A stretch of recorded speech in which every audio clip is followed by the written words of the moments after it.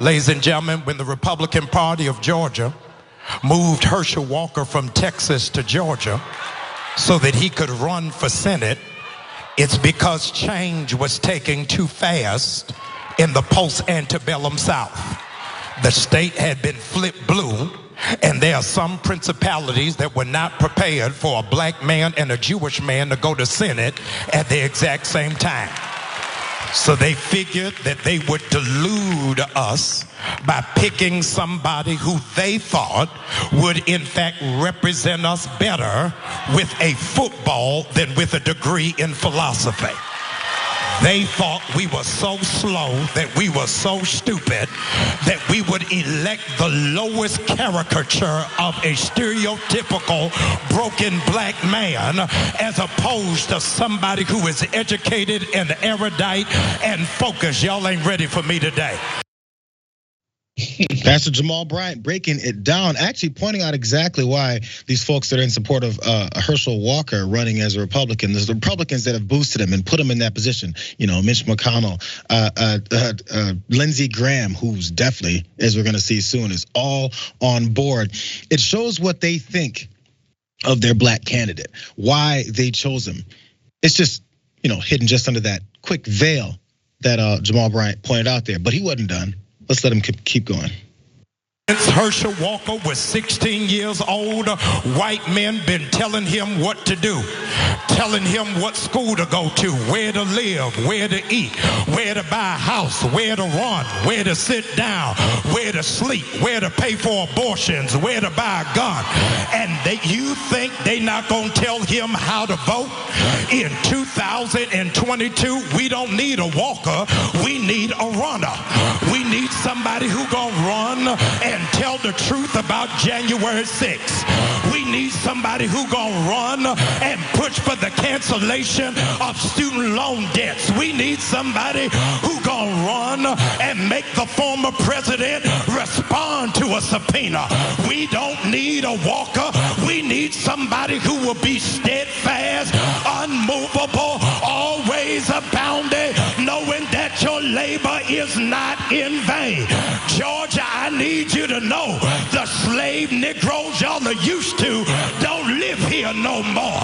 We can think for ourselves, function for ourselves, and vote for ourselves. Why? Because we don't need a walker.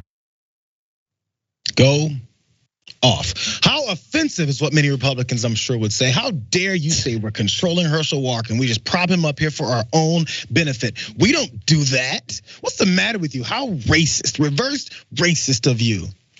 Enter Lindsey Graham. What is it about this guy? He changes the entire narrative of the left. We're a party of racists, Sean. Me and you're a racist. The Republican Party's racist. Well, what happens when the Republican Party elects and nominates Herschel Walker, an African-American black Heisman Trophy winner, right? Olympian. It destroys the whole narrative. John James, Tim Scott, Herschel Walker. Everybody in San Francisco is going to jump off a bridge if we elect this man. A black conservative beats a black liberal in Georgia. They're scared to death of Herschel Walker because if Herschel Walker becomes a Republican, maybe every other young child in America of color might want to be a Republican. You see that? So, we're not the party of just propping up some random black person because he has a name that you guys might recognize. What we Jayar, he named 3 other black dudes. He gave you 3. He said, all right, 3. I got 3 for you. That's it. We're not using Herschel Walker as a token and a prop up for our party to look like we are not a racist party that's following Donald Trump's rabid bigotry. We're not that. We just have a black guy right here in my face that I'm propping up because he might inspire more black people to be Republicans. That's exactly what we're talking about. But he thinks that's fiery. He thinks he just landed a serious punch. He thinks that so much was that he said it at a campaign event too. Watch that. Was he on stage doing that? Why are they so focused on Herschel? They're afraid of Herschel Walker. Because if Herschel Walker wins, that means we're not racist. And if you're a Republican, aren't you being tired of being called a racist all the time by everybody? Here's what liberals fear the most: a strong, confident black man being a Republican in Washington. Weird. If Herschel Walker wins, that means we're not racist. Let me repeat that. Lindsey Graham said, if Herschel Walker wins, that means we, the Republican Party, are not racist. If that isn't like the straightforward approach and actually unveiling the reasons why they're doing this in the first place, just listen to what they say. If someone else says, hey, the Republican Party is propping up Herschel Walker because they don't want to look racist, they go, how dare you? Lindsey Graham just said it. How dare he was. Yeah, this is hilarious, and the optics couldn't be worse. Like, he's got Herschel Walker standing there silently, can't speak up for himself. Like, if you want to talk about racial ventriloquists, where this guy is supposed to be a black guy who's literally being puppet mastered by his betters, there's no better picture than that you could have conjured up or conceived of than what Lindsey Graham and Herschel Walker did up there. And the hilarious thing about all of this, JR, is that I think there legitimately is a lane to cleave off some black voters with a legitimate conservative message, right? To go with the hyper religiosity and the bootstrap stuff and the tough on crime stuff, all of that. I think there's a way to lop off a more affluent, a more conservative black voter. I think could easily be cleaving off those people.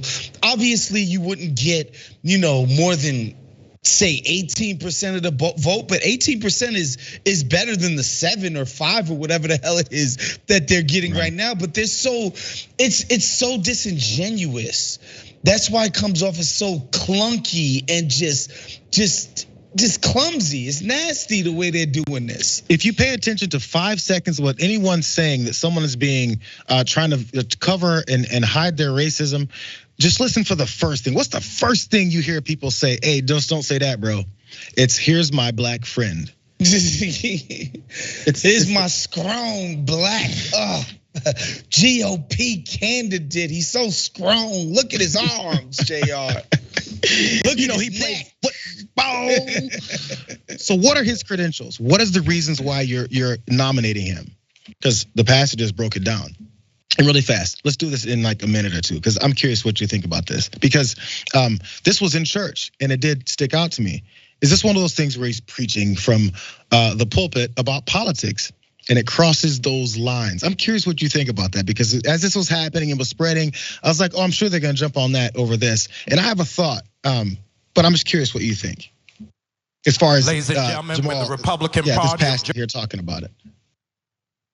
I mean, it's obvious that the dude's talking about politics, but this is just what they do. Like, this idea that people that go to these institutions like church, look, it's no different than the NRA. Like, this is an institution. The black church, especially in Georgia, is an institution that goes back literally hundreds of years. And so, yeah, they have power in their numbers, and the people who are the leaders of those institutions have political sway. 100% they do. And if you go to some white evangelical church, trust me, they talking about guns and this, and then the libs are turning our kids into trans and giving them cooties and all of the craziness you hear about. They're doing that at them white churches. Don't worry.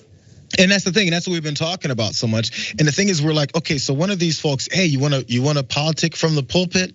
Cool, but you're not gonna be getting those tax breaks anymore to say that you're separate from it. But when it's collided so much, inviting political leaders in to literally preach to folks and pose to be religious folks so they can get that vote, right?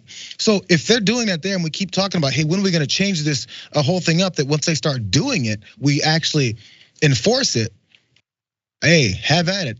This is what leads to the next step. That's what I've said before. As they keep digging us deeper into this hole of animosity and separation within the country, do you think the folks that you hate, that you're calling pedophiles and groomers and murderers and children, blood-sucking children, all this stuff, do you think at some point they're not gonna go, okay, time to respond?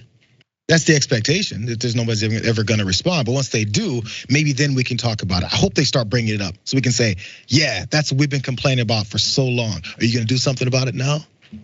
My guess is that they won't.